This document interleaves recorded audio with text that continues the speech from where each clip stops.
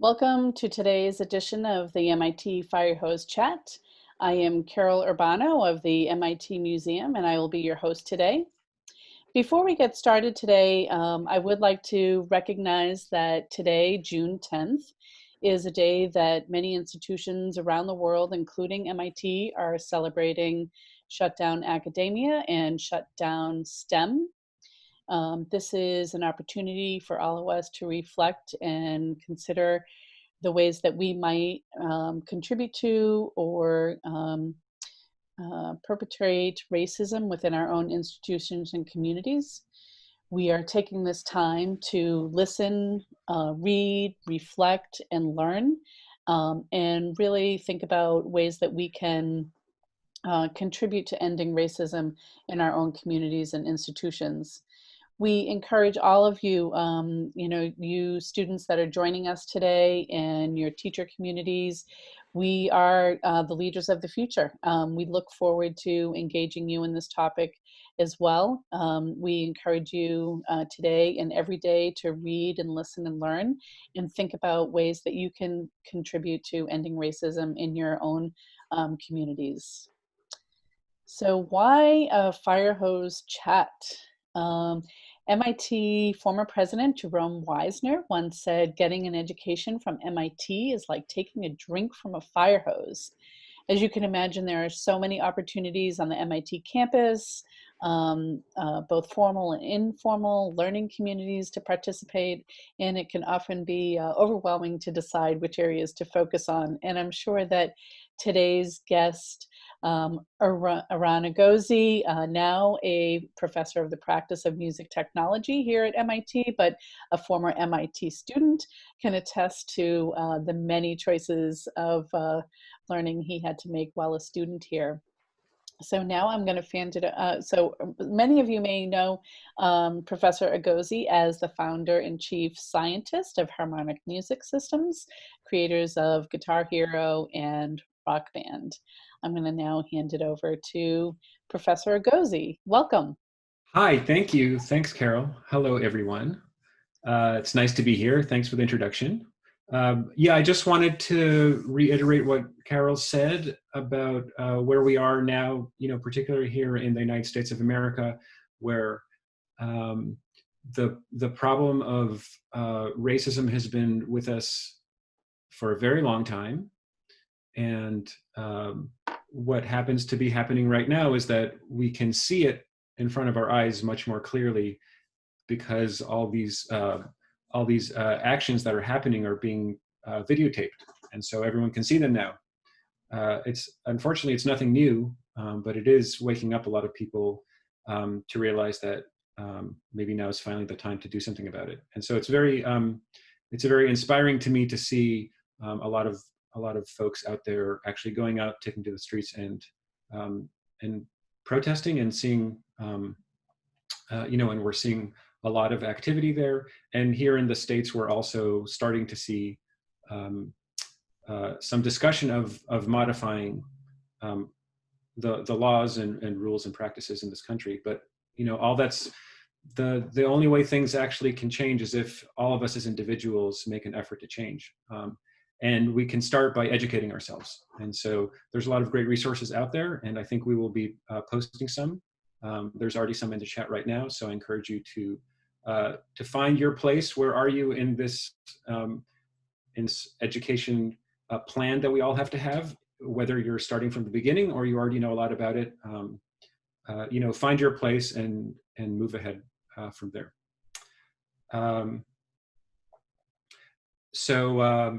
Great. Let me move on to a little bit of my history. I am now a professor of the practice here at MIT in music technology. I've only been here for about 5 years in this role, but I was actually at MIT as an undergraduate student before that. And my role has, I've always had these two interests in my life. One is music, and the other is computers. And actually, I have a little slideshow here that maybe I'll be able to share. So let me share my screen here. And I hope you can see a copy of this. Okay, so this is me back in 1983. I was 12 years old, 11 or 12 years old, and you can see here I'm playing my clarinet.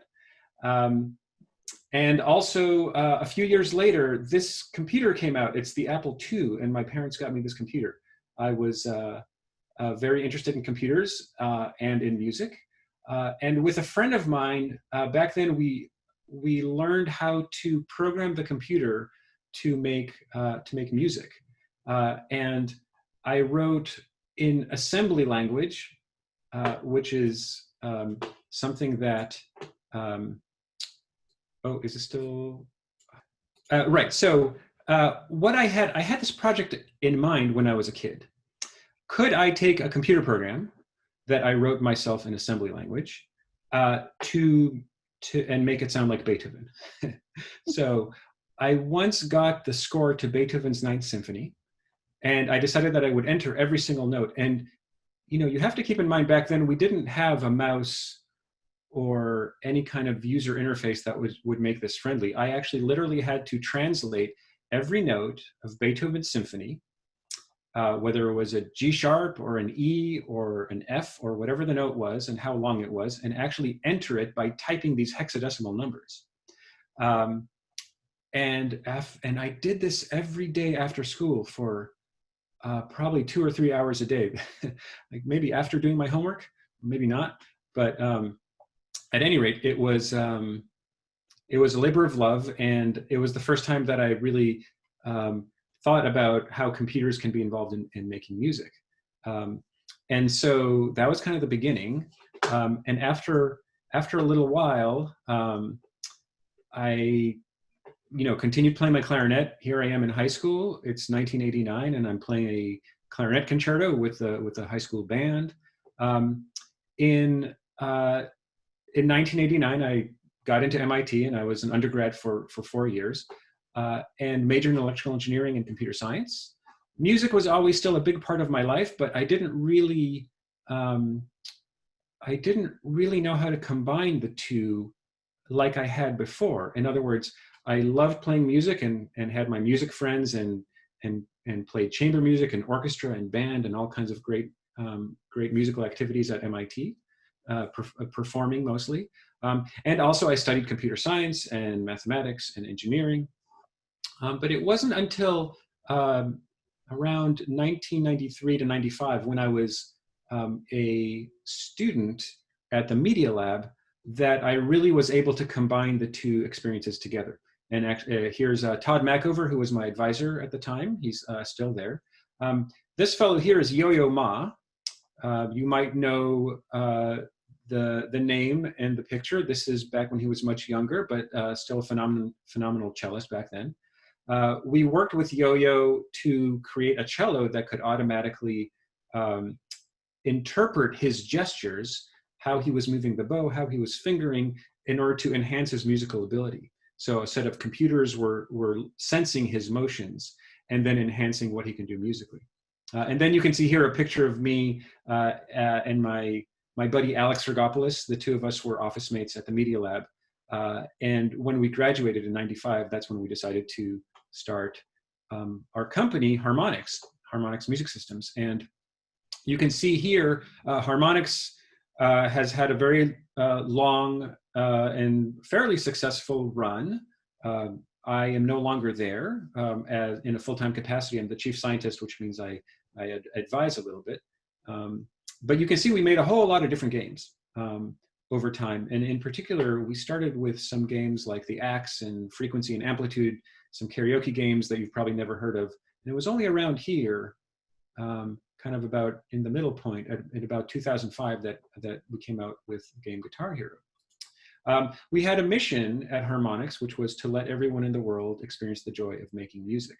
And I'm happy to say that is still a big part of what Harmonix is all about and what we're trying to do. And the reason we're doing this is because, especially for those of us who play music, we know how wonderful of a feeling it is to play music, and how great it is. Um, and the issue is that that not everyone has that great feeling. In fact, if you've ever taken piano lessons, you might you might find this somewhat instructive. It's not always the most exciting thing in the world. And I think the problem is not the music. The problem might be in how we approach teaching the music, or the fact that it's actually quite difficult to master a musical instrument to the point where you are proficient, And so while this is the look that a lot of us have when maybe we're taking piano lessons, this is kind of the look we want to have, right? The folks who have gotten to the level of mastery that is just absolutely incredible really feel music, and they feel emotional about it. And when they create music, their brain is in this awesome state of joy and ecstasy, and they're communicating that to the audience. Here we have B.B. King and Jimi Hendrix, both amazing musicians and guitarists in their own right. And so here's kind of this thing that this graph that I think is sort of instructive. If you look at this blue line, this graph shows kind of how long it takes to master an instrument. From the beginning, where you are having to spend a lot of time on it, until eventually you get to the point where you're starting to sound pretty good. But in the very beginning, you don't sound very good, and it takes a lot of time. Possibly with the exception of the kazoo, where, hey, it doesn't take too long to sound as good as you possibly can on a kazoo, but hey, who wants to play a kazoo for very long? The question we were asking at Harmonix is, could we get to this area, what I call the zone of enjoyment, faster? Could we have some kind of situations where we create some kind of new instrument, or some kind of computer device, or some kind of game, or something that allows us to feel like we are creating great sounding music, and to have the output quality of what we're creating be really good, even though we don't have to necessarily spend a huge amount of time getting there, because often a lot of us don't get there and then give up in frustration. And then music can be maybe a thing we do casually. Maybe we enjoy listening to music, but the real pleasure comes in being more active in music, being more active in creating music or performing music. And so those kind of thoughts essentially led to the games Guitar Hero and Rock Band, where we were specifically trying to give people that feeling, that wonderful feeling of playing music, and being involved in something that's bigger than themselves, and sounding good. And that's kind of the whole point of how we created this game. What you see here is an example of the audio for a particular Guitar Hero song. And what we realized is that in order to make people sound good, we want to still play the entire audio track of the song, of the original song that you're used to hearing. Except we made it so that you don't have to play every note. And so, as you can see here, the red dots show you the location of every single note that's being played by the guitar. And in fact, sometimes those are the notes that we actually do ask you to play if you're playing on the hard mode or expert mode. But also there's an easy mode where you can play the game, and you're still hearing this, you're still hearing the great guitar track, but you're only playing the important notes, a few notes here and there. And so we got this nice situation going where, as a novice musician, you can still perform musical actions by playing your guitar or your plastic guitar. Yet what you hear is the original guitar track. And then as you get better in the game and your finger dexterity improves, you can then over time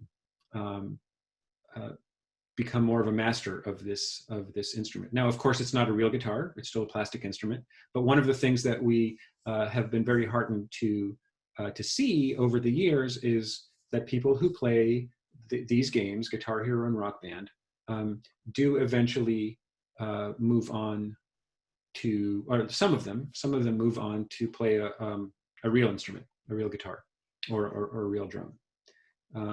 So I just kind of thought I'd give you a little bit of sort of history about where I came from, what we were interested in doing, and how Harmonix kind of initially addressed this issue. So that is kind of one. Maybe should I pause here and ask for some questions, This Carol? is a good place to pause. I actually asked in the chat of our participants for folks to raise their hand if they've ever played Guitar Hero or Rock Band. So it looks like we have a few that have experience. Oh, cool. I see that now. Yeah. It looks like about at least half, if not more, have played one of the two games. That's great.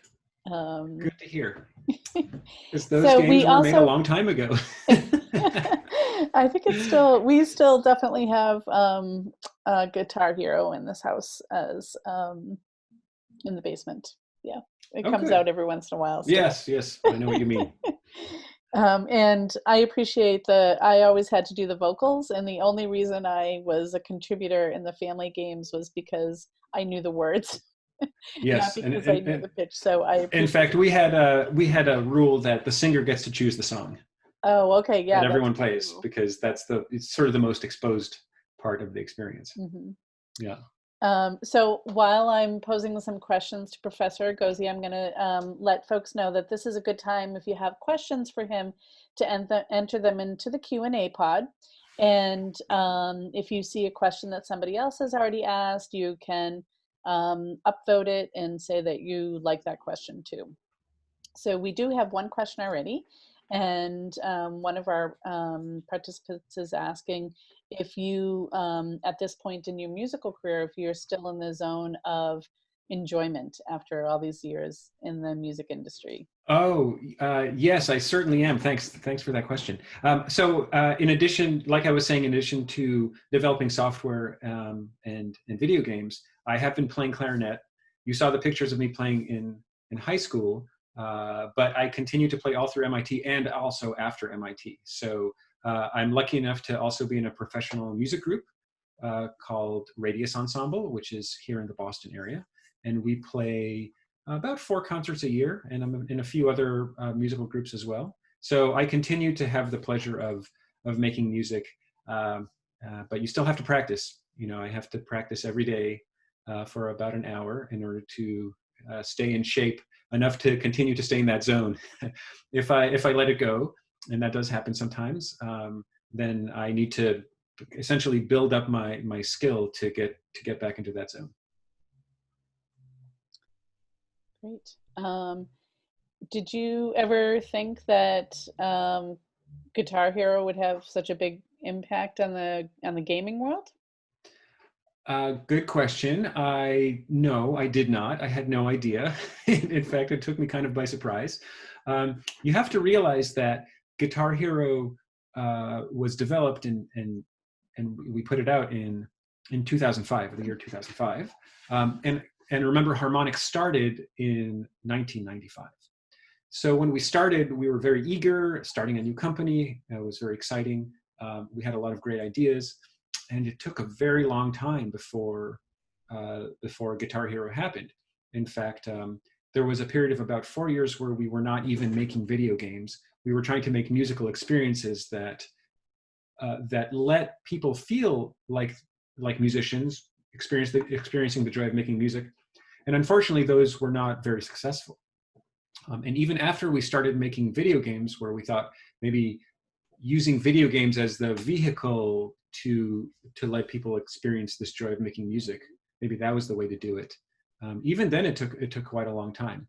So we had made, let's see, 1, 2, 3, 4, 5, 6, about 7 or 8 video games before Guitar Hero, and they did okay, but none of them were particularly successful. And so when we created the game Guitar Hero, or when we developed it with our partner Red Octane, we loved the game. we thought it was a great game, but because of our experience, we did not really have much of an expectation that it would do anything better than our previous games. And boy, were we surprised, pleasantly so. We have a couple of questions about the logistics of creating Guitar Hero, and then I want to kind of go after that. We'll move on to some of your other current work and future work. Great. One is about kind of the logistics around making the guitar itself. Like, what were the challenges of creating that tool? I see. Yeah. So the thing to note about Guitar Hero is it has two components. It has the hardware component and the software component. We partnered with a company called Red Octane.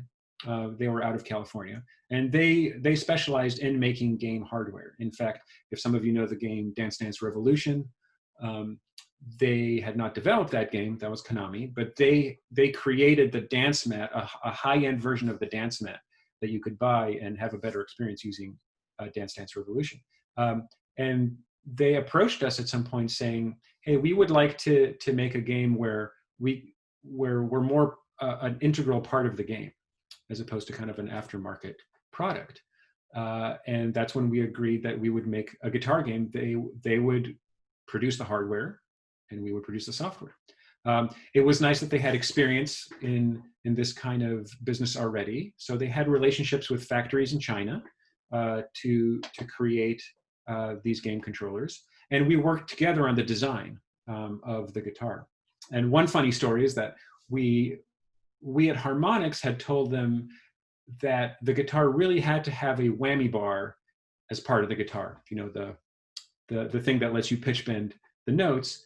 And initially they were a little skeptical or worried because that adds cost. And whenever you're creating a game like this, you're always mindful of still needing to make the game cheap enough to create so that you can sell it for a reasonable price.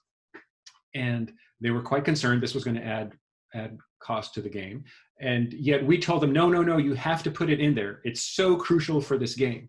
And honestly, we didn't really know how we were going to use it in the game at that point in time yet. We just knew that it had to be there. And then the onus was on us at Harmonix to figure out how to add the whammy bar into Guitar Hero in a compelling way. And so that's when the game mechanic came up of star power, where you would use the whammy bar on sustained notes to be able to earn extra credit. And it was a pretty fun part of the game, I thought. Someone else is also interested in kind of the business side of, like, how did you manage getting all the rights to the songs and choosing what artists to work with? And Mm-hmm. No, that's a great question, and it's a very astute point. When you make a game or anything really that uses music, unless it's your own music and that you've written for that purpose, you have to license that music. That music belongs to someone else, and you can't just take it. And in Guitar Hero, we first came up with our ideal soundtrack, all the songs that we thought we wanted in the game. Though at the same time, we would have to license all those songs. And not all the songs were available for licensing. Or in other words, when we approached various artists or record labels or publishers, they didn't necessarily say, yes, you can have rights to the song. So we found a pretty good balance of what we wanted versus what we could have. And all those artists who created those, who wrote those songs, did receive royalties for every copy of Guitar Hero sold. The thing that's interesting to note about the game Guitar Hero in particular is that we only secured rights to what's known as the publishing rights, meaning the rights of the composition. The person who wrote that song gets credit and gets a royalty, gets paid every time a copy is sold. But we did not secure rights to the actual band who played that song. So what we had to do is we had to essentially create that recording ourselves. And we used a music studio out in California called Wave Group. And they essentially created what are known as sound-alikes. These are recordings that are not the original band, but they sound pretty close to what people think of as the original song. And in fact, those are the songs that you get to play in Guitar Hero. And it was a little bit later on when we made Rock Band that the music industry became more aware of what we were doing and also more interested in licensing to us the actual original soundtracks. So when you play a game in Rock Band, you are actually playing the original parts, the original band parts, guitars, drums, vocals, everything that the band originally recorded. Mhm. So, and if you were to continue to work on Guitar Hero today, knowing what you know now, are there other tweaks or additions or things that you would do to change it, tweak it, make it more playable? Yeah, well, so what's interesting is that we've actually continued. Now we don't develop Guitar Hero anymore because Guitar Hero is now owned by Activision. So Red Octane, which was that company that I was telling you about that made the guitars, Activision, which is a very large game publisher, Mhm. bought them, and so now Activision actually owns the rights to Guitar Hero, and they continued making the game for a while, and then at some point they stopped. Meanwhile, Harmonix, we at some point got bought by MTV, which is part of Viacom, and that's how Rock Band was born. We essentially created the game Rock Band for MTV. Harmonix owns that game, owns the rights to Rock Band. It's our property, and we've continued to develop it. Actually, even though no new hardware has come out for Rock Band in quite some time, maybe in about 5 years, um, we know that there's a pretty loyal audience that is still playing Rock Band every day, um, and those folks are actually really interested in new songs that come out. And so every week at Harmonix, we still put out new songs to be played on Rock Band. So what's nice is even though the game is um, somewhat old at this point, there are still new songs to play on it every day. And you know, tweaks always happen. There's new modes of play. There's been various head-to-head and battle modes and things like that. So we're still trying to make it kind of an innovative and fun experience, and we listen to feedback from our players and try to incorporate that and improve the game over Mhm. time. So I'm going to use this question to kind of transition to some of your more current work, Okay. but we do have one of our students is interested in what made you kind of step away from harmonics to what you're focusing on now, and then what does Right. that look like? So great. Like I said, I was at Harmonix for 20 years, and it was a great time. Um, but honestly, I noticed that I was not doing the things that I really wanted to do anymore. So I'm an engineer. I develop software. I love building things. That's kind of what I like to do. I like making music and I like building things. Um, and for a long time, that's exactly what I was doing at Harmonix, and it was wonderful.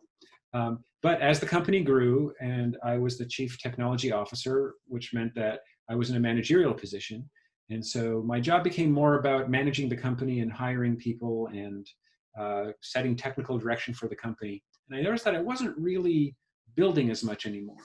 And that made me, I don't, maybe a little sad, that I wasn't sort of doing the thing that I really wanted to be doing, and the thing I think I was good at doing.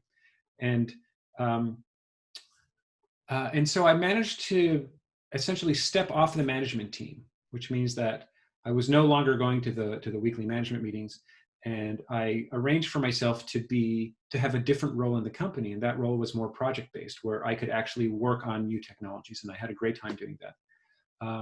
And around that same time, I got a call from MIT from actually an old professor of mine who taught me music theory, and he said, "Hey, Iran, would you like to come to MIT to teach a class?" And I'd never done that. I'd never taught a class before. But now all of a sudden I was in this position where I was no longer managing the company. And because of that, I had a little bit more freedom. And I was able to say yes. And I have this, um, I have this little maxim that I like to go by, which is that I try to say yes if I can. If opportunities come up, and a lot of times opportunities come up that are out of left field and you had no idea that they were even there. And if you can sort of say yes to them or even consider that, then I think it makes life more interesting and might lead you to new directions. And so I've never really had a major plan, like a life plan. I just kind of did the thing that I was doing and sort of thought about, is this what I want to be doing? And and then be open to opportunities coming up. And so the MIT opportunity was completely unplanned. I wouldn't have guessed that that would be what I would be doing. I took some time off to develop this class. The class is called Interactive Music Systems at MIT. It is a class that I offer mostly to juniors and seniors who have a computer background and a music background. It's the class that I always wanted to take if I were at MIT, and it's also a class that where I've taken a lot of the lessons that I've learned from Harmonix and kind of packed them into this class. And that's what I've been doing now at MIT for the past 5 years. Can you talk a little bit about your recent experience with MIT students around the virtual graduation and Musica? Oh, sure. So yeah, should I just play the whole thing? I think that might be kind of nice to do if people haven't seen this. So maybe if you want to give us a little bit of context before you play it, that might be helpful.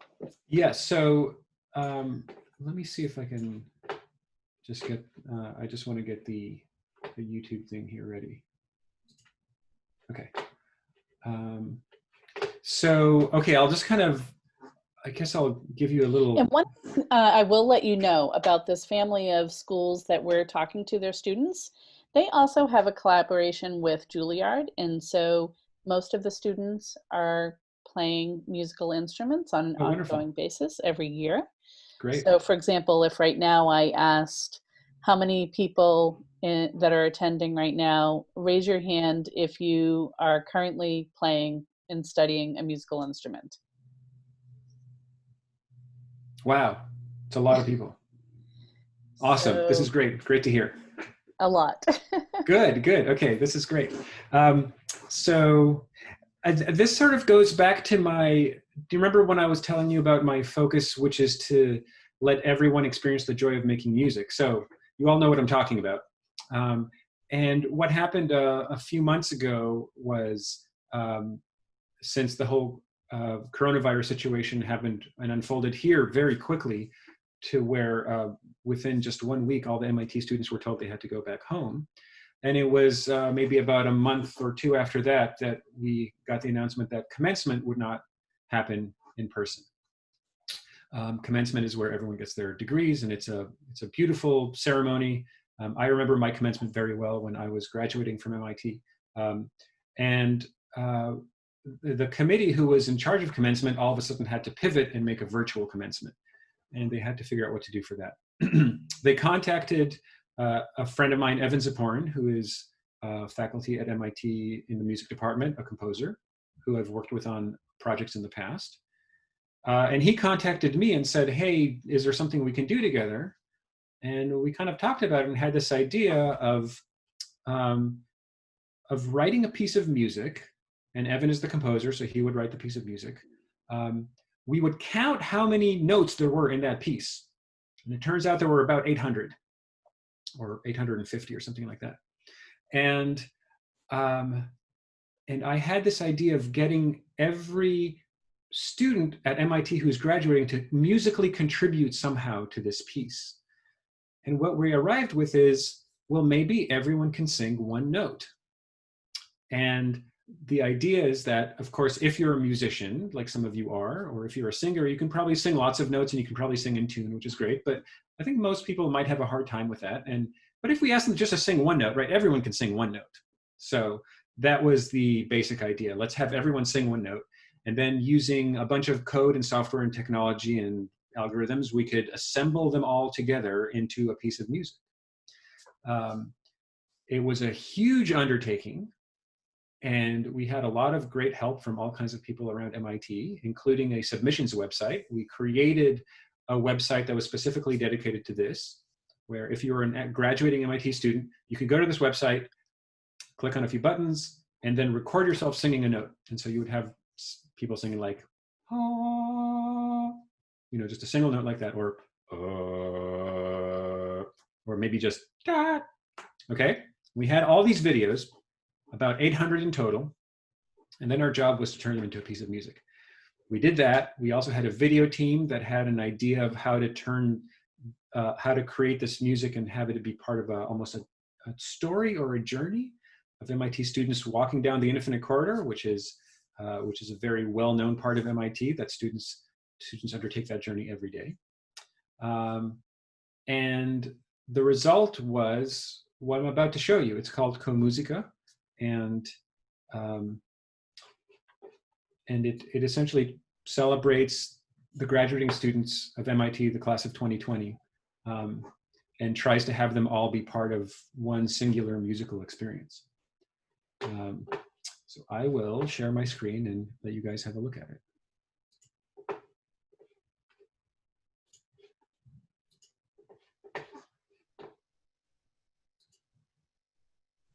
Hello, I'm Eran Egozy, class of 95 and professor of music technology here at MIT. You're about to hear a piece of music composed specifically for today's commencement. But there's a twist. We asked the MIT community, and in particular this year's graduates, to sing a single note and be part of a collective experience that we are calling Musica. We received over 800 contributions, and then our amazing team of MIT coders, videographers, and sound designers stitched them all together into a collaborative work that celebrates our graduating students coming together as one MIT. I hope you enjoy it.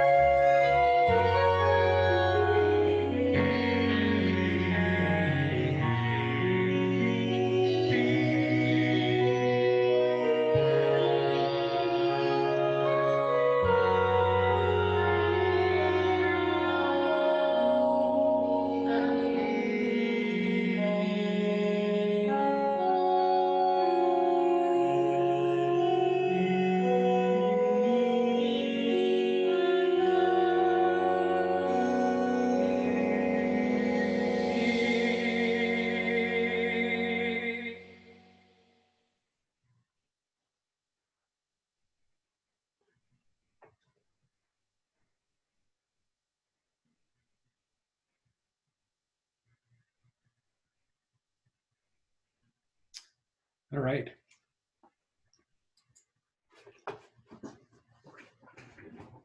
So that's the video. That's the final product that we showed at commencement. Yeah, I think that was a really powerful and well received sort of community experience, which was a really nice way to bring together people who weren't able to be together, you know, Yeah. in physically. Yeah. Yeah. So we are going to go back to some Q&A. If you would like to, if you're in a position where you can have your line unmuted and you want to ask a question verbally, you can raise your hand and we'll take some of those. I also know some students North Anglia schools have a thing called Global Campus. And so students ask some questions on Global Campus already. And so I wanted to share a couple of those while folks are thinking about additional questions they want to ask, maybe about some of your new work. So one student is asking, are there specific people in your life that encouraged you to play music and to continue to have music in your life, or was that a passion you found on your own? Oh yeah, so. Right, my parents actually were great about this. There's also an interesting story here. I was born in Israel. We moved to the United States when I was about 11 years old, and apparently, this is what my parents told me long after I had been playing clarinet. They said that back in Israel, they took me to the local conservatory one day, probably when I was maybe 5 or 6, and uh, I think I remember this day where I had an audition of some kind. Maybe the instructor there asked me to play the piano or sing a little bit. And then sort of nothing happened after that, and so I kind of forgot about it. When I was in the States, in America, my parents asked me if I wanted to play an instrument, clarinet, and I said, sure. I actually came up with clarinet because I think I once saw a TV program about clarinet and it seemed kind of cool. Later on, they told me that that audition experience that I had in Israel was interesting. The teacher who auditioned me told my parents that I had no musical talent and that it really was going to be a waste of time to try to teach me anything related to music because, you know, there was just no point. And so my parents never played any instruments. And so they said, well, okay, I guess it's not worth investing in that. But it was when we got to America and they thought, well, maybe we'll give this another try and we'll ask Eran if he wants to try playing an instrument because they'd never actually asked me before. And when I said sure, and they found me a teacher, and actually it turns out I loved it. And I had a really wonderful teacher in the beginning that really encouraged me. And you know, I'm so glad that happened. I'm so glad that my parents decided to just give it another shot, just in case, and it worked out great. I think we're glad they gave it another shot too. Yeah, my life would be very different now if that was not Yeah, the case. it's very interesting how small things can make. Small little decisions, you know, Yep. small little decisions can make a big difference. So have people, this is a very interesting question from a student at the British International School of Beijing, Shunyi, who's curious about whether or not people ever actively discouraged you from making music accessible to all and kind of taking away from this attention on more traditional methods of music, passion, and instruction. So good question. We did receive some criticism after Guitar Hero and Rock Band became very popular, where people were saying, "Well, look, kids are excuse me, kids are doing an amazing job of learning how to play these games, and they're learning all these skills about playing a plastic guitar, which doesn't really translate to a real instrument, you know. So why are they spending hours and hours and hours practicing something that is not a real instrument? That's basically just a game controller." And I think there's some validity to that criticism. But you know, what we found is that um, in quite a number of cases, students who or kids who were playing these games actually went on to study a real instrument. We were surveying guitar teachers in the area, and we found that after Guitar Hero came out, the number of people interested in guitar lessons went up appreciably. And it was kind of cool to see that actually had an effect. Uh, I don't, you have to keep in mind, it depends on what kind of context you have. If you're thinking about it from a music point of view, you might be worried about these games interfering with music. But I think of it as more something else. I think of it as there's a bunch of kids who are playing games all the time. And a lot of the games can be kind of violent and destructive games, like shooting games and all that kind of thing. And what I was hoping we were doing was actually giving the gamers an opportunity to play a game that is constructive and that is creative instead of destructive. And maybe some of those kids would then take this enjoyable feeling of knowing what it's like to play music and do something useful with it. So I have a question here about what continues to spark your curiosity and how will that kind of drive the future of your work? Oh boy, what sparks my curiosity? Well, I'm interested in a lot of different things, but I'm trying to still be focused on music and how technology can improve our musical lives, and I think that's a pretty broad overall area, and it has a lot of tiny little details in it that can make things interesting. So for example, just thinking about music in a way that's I don't know if it's more mathematical or more engineering. I'm trained as an engineer, so I think of the world in an engineering way, which means that I think of it as components that can be broken down into parts, and those parts, if they're too complicated, can be broken down into smaller parts. And if you're solving a problem and it's too overwhelming, you just see what the small parts are that you can solve, and then over time you can get to a big solution. And you can kind of see that line of thinking in the Musica experience that you just saw, right? I sort of have this natural instinct of thinking of music as something that can be broken down, and it doesn't necessarily need one fancy master musician to kind of put the whole thing together.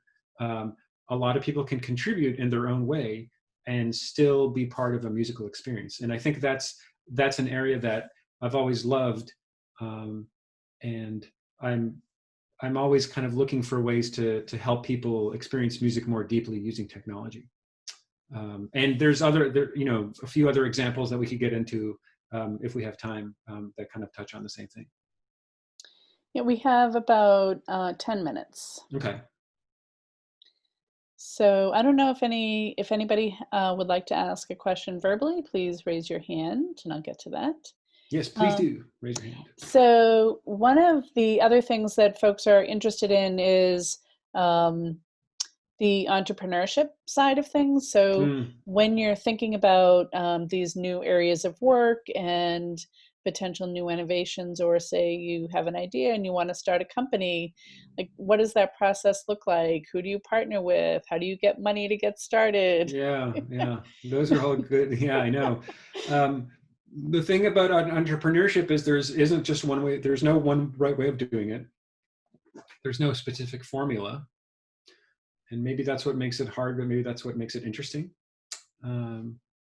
It's really one of these cases where you are essentially judged or evaluated on what you end up producing and what you make. And if what you make has impact, then no one really cares how you got there. It's just amazing that you did. There are lots of resources around MIT to help with entrepreneurship and startups. We had some available to us at MIT when we were starting. There was a competition called today it's called the 100K competition, which is a $100,000 prize for the winner in an entrepreneurship competition. Back when we were at MIT, it was called the 10K, and there was only $10,000, and we did not even win. We didn't even win that competition. But what it did do for us is that it introduced us to people who could help.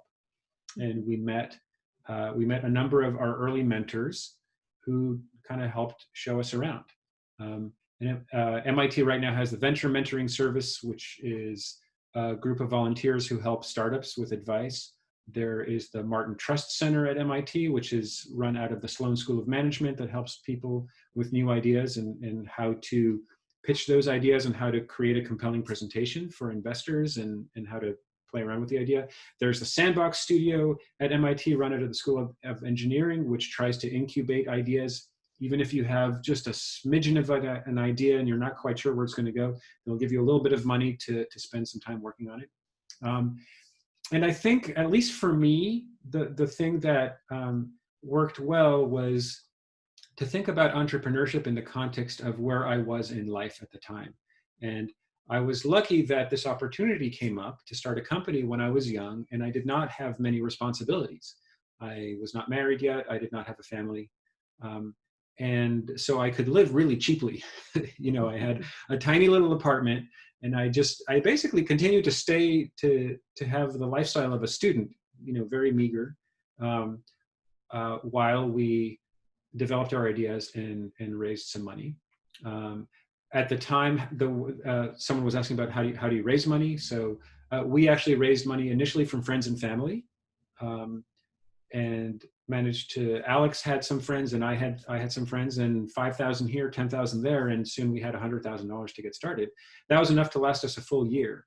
And after that, we were able to make connections with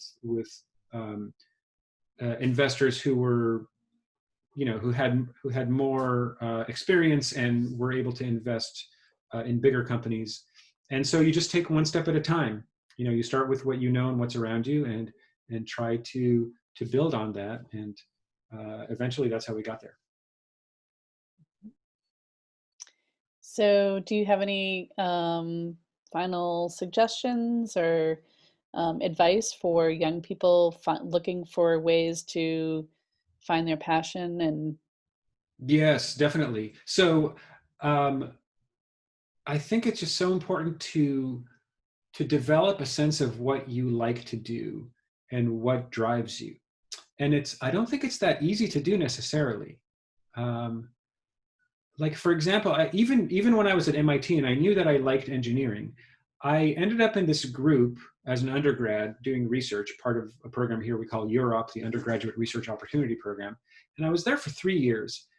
And I thought it's what I should be doing, because here I was at MIT, and this was a very important group in computer architecture and network design and chip design and all this kind of stuff. And honestly, I kind of found it boring. And but I was nervous about that, because I thought it's what I'm supposed to be doing. And luckily for me, I had an advisor, and I mustered up enough courage to go and tell him, I'm not sure this is for me necessarily. And he said, "Oh, I'm glad you told me that. You should go try other things." And he gave me a name of someone at the Media Lab, someone named Mike Hawley. He knew that I was into music, and he said, "Talk to this guy." And I went over there, and it just opened my world up to, or opened my eyes up to this new world of different things that I could do. And I think that's kind of, for me at least, it's been an important thing to have in the back of my mind, not to try to overcommit to a plan too soon, and to keep your eyes open for how you might want to change what you're doing. Because I think there are people who end up in a career where they think it's what they should be doing for any number of reasons or pressures or whatnot, whether it's external or your own internal sense of yourself. And shake that around a little bit, kind of find a way to really see the thing that you love doing, and then see if you can turn that into something that you actually can do every day. But there's nothing more wonderful than being able to have your career be the thing that you actually love doing, and the reason that you want to get up every morning and do the work that you want to do. Sounds good. It also looks like you might have an open invitation to Ecuador. Some of our Ecuador students from Ecuador are wondering if you've ever been there. Oh, no, I have not been to Ecuador. That On the sounds to-do great. list when the world Yes, returns to its when the normal world state. returns to normal. Right. Ask me in the winter time. I think that's a good time to ask me about Oh, okay. that. When we're all Duly freezing over noted. here. Yeah, when we're all freezing here, and then yes. Uh-huh. Duly noted. Well, thank you so much for joining us, and for all of our students for the thoughtful questions. I know we didn't get to quite all of them, but you know, we hope that you enjoyed this time getting to know Professor Egozy. For those of you that will be joining us for our next session, we will have that on June 24th at 9 a.m. Eastern Time, and that'll be featuring our very own Curiosity correspondent, Fatima Hussein, a graduate who's doing work here in a lab here at MIT, and she'll be talking about astrobiology and the ancient Earth. So I'd like to thank everybody for joining us and for your ongoing support, and we'll see you next time. Thanks, everyone. Thanks for joining. Thanks for listening. Thanks, Professor Egozy.